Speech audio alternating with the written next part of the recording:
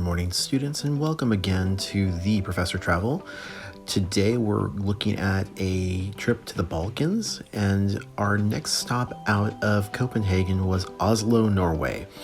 Here we took in the beautiful sunrise as the sun started to come up over the horizon. In terms of the natural beauty of a country, Oslo has a lot to offer. The fjords are huge and the inlets are gorgeous.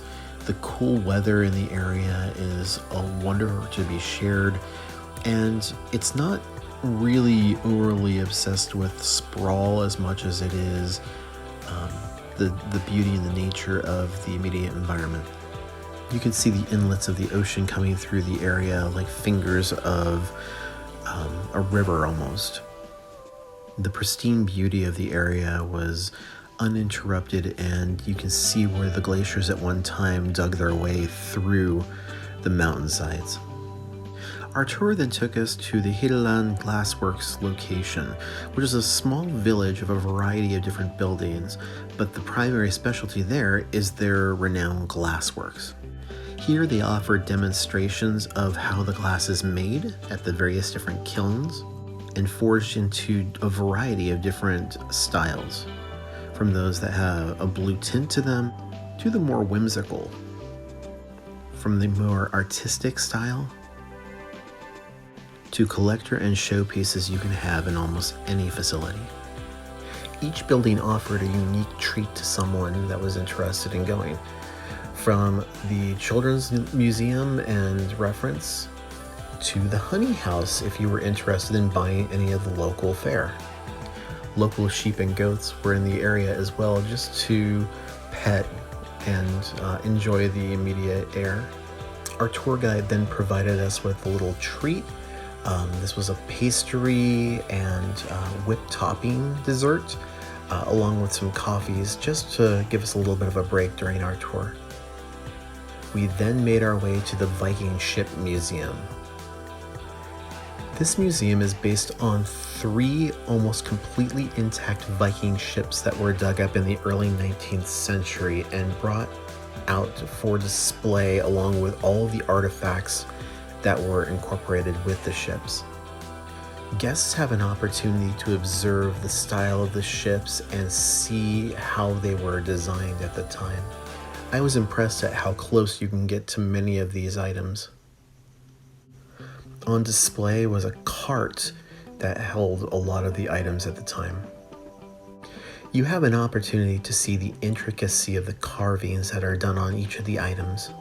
Here is a closer look at one of those items. Here on display, early brass work, as well as jewelry and other trinkets. Many of these items were adorned with decorations of metal, just to try and give a little bit more life to a piece of wood. Items like harness and headpieces, all again adorned with brass and gold. Cookware of the time, as well as utilitarian tools that helped to create those ships. The ships were well preserved because of the discovery in the early 1900s, where they were discovered in a small area that was dug under the surface of the earth. This museum is definitely the highlight of Oslo.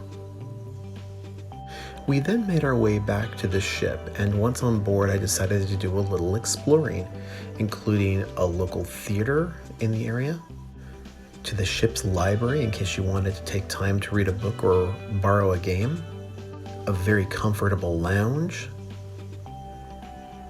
to the intricacies of the main atrium. This specific ship was very comfortable to walk around in and had a lot to offer. Because we were in the Baltics, they had a number of artisans on board who were designing a variety of different types of pieces from Russia and from Estonia. Here you see a number of the Russian nesting dolls that were specifically designed for members of the passengers. We actually decided to attend a seminar that allowed us to get a little bit of an idea of how you can spot the difference between a fake item and a real one. A little down the way, if you were interested in gelato, that appeared to be something that a lot of people were fascinated with. You could get your own gelato. We then made reservations for a couple of different events that were going to be going on the ship during our at sea day, including a high tea and a wine tasting. So should you go to Oslo, and will you enjoy it? It's really a matter of perspective. For me, I tend to like bigger cities, and so for me, the outdoorsy feel of a lot of the area, the nature-like feel of most of the area, wasn't necessarily my cup of tea, but I definitely would recommend it for people who enjoy that kind of exploration. And what trip on a cruise ship would be complete without a really nice course of food? We had a brief salad followed by a sorbet palate cleanser. I then had salmon with vegetables. And then I had a tiramisu for my dessert, while my husband tried a mango cheesecake. I really hope you enjoyed this video. Again, please like and subscribe the video. It does mean a lot to me, as well as find me on Facebook and Instagram at The Professor Travel. You can also find me on Twitter at The Professor TR1.